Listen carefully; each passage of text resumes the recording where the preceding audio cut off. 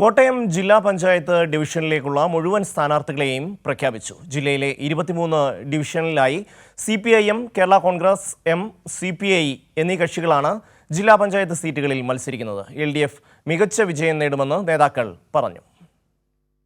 പാമ്പാടി, മുണ്ടക്കയം, പുതുപ്പള്ളി, കുറിച്ചി ഉൾപ്പെടെ 9 ഡിവിഷനുകളിലാണ് CPIM മത്സരിക്കുന്നത്. കാഞ്ഞിരപ്പള്ളി, കുറവലങ്ങാട്, കിടങ്ങൂർ, അതിരമ്പുഴ തുടങ്ങി 9 കേരള കോൺഗ്രസ് എമ്മും മത്സരിക്കും.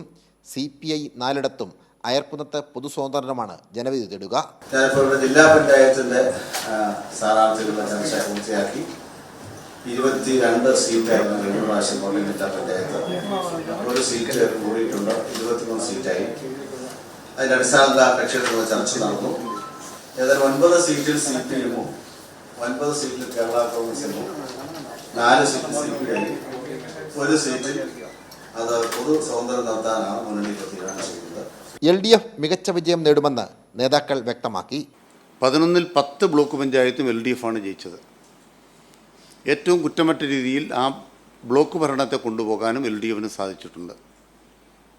നഗരസഭാ ഭരണം നോക്കിക്കഴിഞ്ഞാൽ LDF-ൻ്റെ നഗരസഭകൾ മികവാർന്ന് മുന്നേറിയിട്ടുണ്ട്. മറുഭാഗത്ത് UDF-ൻ്റെ എല്ലാ തദ്ദേശ സ്ഥാപനങ്ങളും തകർച്ചയുടെ പടുകുഴിയിലാണ്. അതുകൊണ്ട് ഈ തെരഞ്ഞെടുപ്പ് ഇടതുപക്ഷ ജനാധിപത്യ മുന്നണിയുടെ രാഷ്ട്രീയ വിജയം അടിയുറപ്പോടെ മുന്നോട്ട് കൊണ്ടുപോകുന്ന തെരഞ്ഞെടുപ്പായിരിക്കുമെന്ന് ഞങ്ങൾ കരുതുകയാണ്. ഒരാൾ ഒഴികെ ബാക്കി 22 പേരും പുതുമുഖങ്ങളാണ്. അതേസമയം തർക്കങ്ങൾ തുടരുന്നതിനാൽ UDF-ന് സ്ഥാനാർത്ഥി നിർണയം പൂർത്തിയാക്കുവാൻ കഴിഞ്ഞിട്ടില്ല. സാംജിത് ആർപ്പൂക്കരയ്ക്കൊപ്പം സനോജ് സുരേന്ദ്രൻ, കൈരളി ന്യൂസ്, കോട്ടയം.